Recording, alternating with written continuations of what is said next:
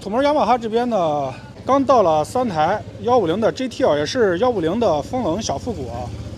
等会儿有什么亮点啊？等开完箱，老曹给大家再拍一下。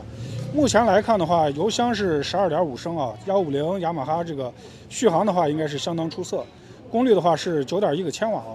目测的话，前后轮比较大啊，好像都是18寸的轮胎。等会儿详细配置呢，等会儿拆完箱再给大家详细看一下。对于今年的复古车型来讲，这个150的雅马哈呢，价格在13390。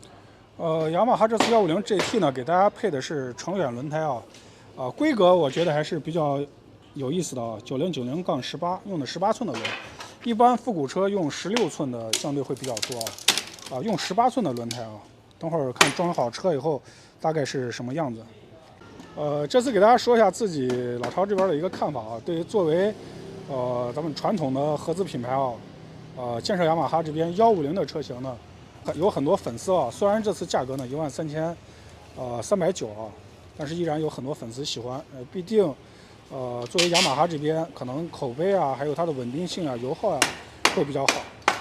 但是同时呢，它的配置呢给的我觉得还是相对比较低的啊。首先排量是150啊，然后风冷，虽然前后碟刹啊，但是应该是没有 ABS 的。所以大家怎么看？像如果能再加一点钱的话，可能像咱们国产很多品牌的250的排量都可以买到，或者是150的水冷的带 ABS 的等等的车型。所以看大家如何去取舍，是喜欢这种传统的雅马哈这种品牌呢，喜欢这种节油，喜欢这种稳定性，还是想追求更高的一些的配置啊？所以看大家如何去取舍。雅马哈 GT 的还有一个亮点就是车重只有126公斤啊，算是非常轻的，对于新手而言会没有压力啊。另后轮的规格呢是180啊杠18，后轮胎宽是100。现在呢还没有加电加油啊，等会儿把电一加，油一加。起码给大家听个声音啊，听一下这个150这个摩托车声音到底怎么样。油箱是这种造型啊，12.5升，对于150排量来说，油箱算比较大了。后边的平叉的话，感觉还是相对比较细一点啊，但这个排量毕竟不大，后边减震还是可以调的。把油一加啊，现在电池一装，等会儿就可以点火给大家听一下了。复古车嘛，还是要骑的有味道一些。做的比较简洁啊，但是留给大家改装空间会比较大。裕翔的4安时的一个电池。别突破了。经过不懈的努力啊，终于是把火点着了，给大家听一下声音啊，感觉声音还是比较清脆的啊。关键是雅马哈这几个字啊比较有吸引力，如果是雅马哈粉的话，可能会比较喜欢这个车。我加点油，大家听一下。声音比较清脆，而且声音非常小。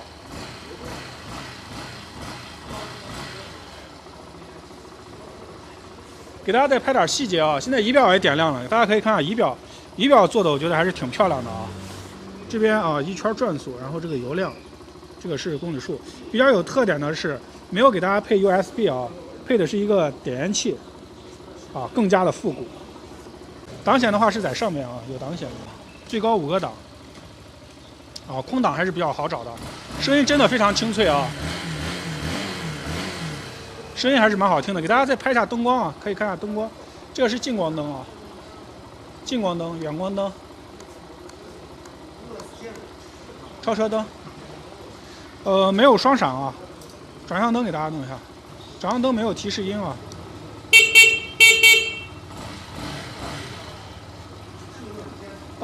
有2点比较遗憾的地方啊，给大家说一下。一个就是这辆车呢没有大撑，刚才装车的话，尤其是装前轮的时候，还是比较麻烦的。